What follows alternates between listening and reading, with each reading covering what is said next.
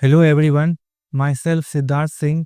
इस वीडियो में हम जानेंगे कि क्वाड क्या है, क्वाड को क्यों बनाया गया था, क्वाड के ऑब्जेक्टिव्स क्या हैं और क्वाड का फ्यूचर क्या है। क्वाड 4 देशों का एक ग्रुप है जिसका एम है कि इंडो पैसिफिक रीजन में स्टेबिलिटी हो। टेक्नोलॉजी और इकोनॉमी के फील्ड में चारों देश एक दूसरे को कोऑपरेट करें।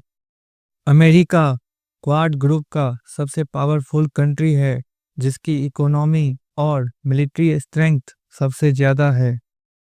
अमेरिका के बाद इंडिया क्वाड की दूसरी पावरफुल कंट्री है जिसकी इकोनॉमी तेज़ी से ग्रो कर रही है।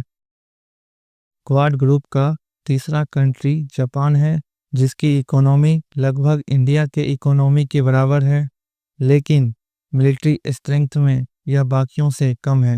क्वाड ग्रुप का चौथा कंट्री ऑस्ट्रेलिया है जो कि इकोनॉमिकली और मिलिट्री वाइज कमज़ोर है, लेकिन यह नेचुरल रिसोर्सेज से भरपूर है।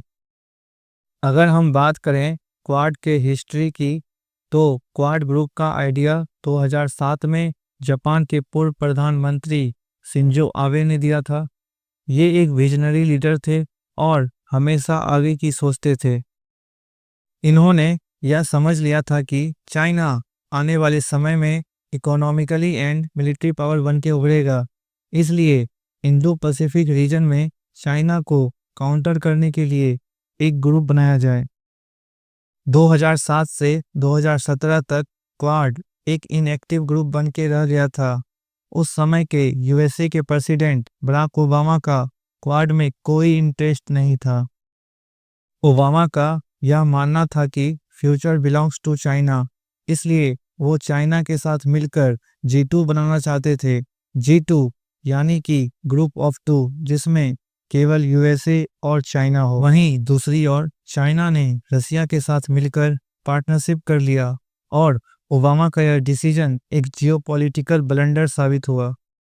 2017 में ट्रंप के आने के बाद 10 साल बाद क्वाड का रिवाइवल हुआ। 2021 में पहली बार क्वाड का इन पर्सन समिट हुआ जिसमें चारों देशों के लीडर्स मौजूद थे। दोस्तों, अगर हम बात करें क्वाड के ऑब्जेक्टिव्स की, तो क्वाड का ऑब्जेक्टिव यह है कि इंडो पैसिफिक रीजन में फ्रीडम ऑफ नेविगेशन हो, यानी कि ट्रेड रूट पर किसी की मनमानी ना हो और इंटरनेशनल वाटर के लिए जो नियम कानून बनाए गए हैं उनको फॉलो किया जाए। जैसा कि इस पिक्चर में आप देख सकते हैं, ये रेड सर्कल वाला रीजन इंडियन ओशन है, ब्लू सर्कल वाला रीजन पैसिफिक ओशन है और जो ग्रीन सर्कल वाला रीजन है इसी को हम इंडो पैसिफिक कहते हैं। क्वाड का मेन ऑब्जेक्टिव यह है कि इस इंडो पैसिफिक रीजन में टेक्नोलॉजी, क्लाइमेट चेंज और डिजास्टर रिलीफ में चारों देश एक दूसरे को कोऑपरेट करें। Malabar naval exercise quad group का एक इम्पॉर्टेंट एक्टिविटी है जिसमें चारों कंट्रीज के नेवी एक्सरसाइज करते हैं। इस मालाबार नेवल एक्सरसाइज में पहले केवल इंडिया और यूएस एक्सरसाइज करते थे। बाद में इस एक्सरसाइज में जापान और ऑस्ट्रेलिया दोनों को शामिल कर लिया गया। चाइना का शुरू से यह मानना है कि साउथ चाइना सी चाइना का पार्ट है। इस रीजन को वह 9 डैश लाइन कहता है। चाइना के हिसाब से इस साउथ चाइना सी के अंदर जो भी मिनरल्स या क्रूड ऑयल रिजर्व हैं उस पर केवल चाइना का राइट है। चाइना के इसी एग्रेशन को काउंटर करने के लिए क्वाड बनाया गया है। क्वाड के बनने के बाद चाइना का यह कहना था कि यह क्वाड ग्रुप एशिया को डिस्टेबलाइज कर देगा।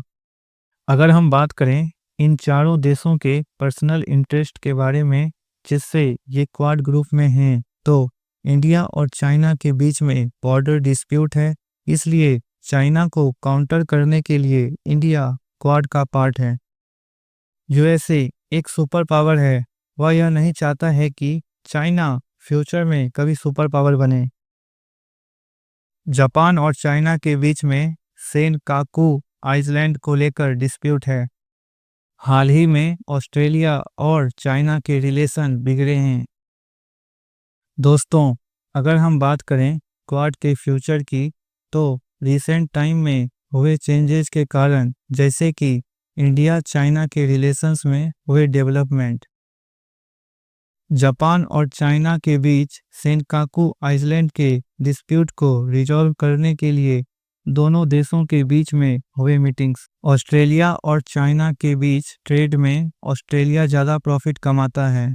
वहीं ट्रंप का फोकस पूरी तरह से मेक अमेरिका ग्रेट अगेन पर है। कहीं ना कहीं इन डेवलपमेंट के कारण क्वाड का इम्पोर्टेंस कम होते जा रहा है, लेकिन एक बात तय है कि क्वाड 21st सेंचुरी का एक इम्पॉर्टेंट ग्रुप है और इंडो पैसिफिक का फ्यूचर इसके बिना नहीं लिखा जा सकता है। आप क्वाड के फ्यूचर के बारे में क्या सोचते हैं, कमेंट में ज़रूर लिखें। अब मैं आपसे पूछूंगा एक सवाल, सेनकाकू आइलैंड डिस्प्यूट किन दोनों देशों के बीच में है? ऑप्शन ए इंडिया और चाइना, ऑप्शन बी जापान और चाइना, ऑप्शन सी चाइना और साउथ कोरिया, या ऑप्शन डी चाइना और Philippines. Thank you for watching this video. Subscribe this YouTube channel. जय हिंद।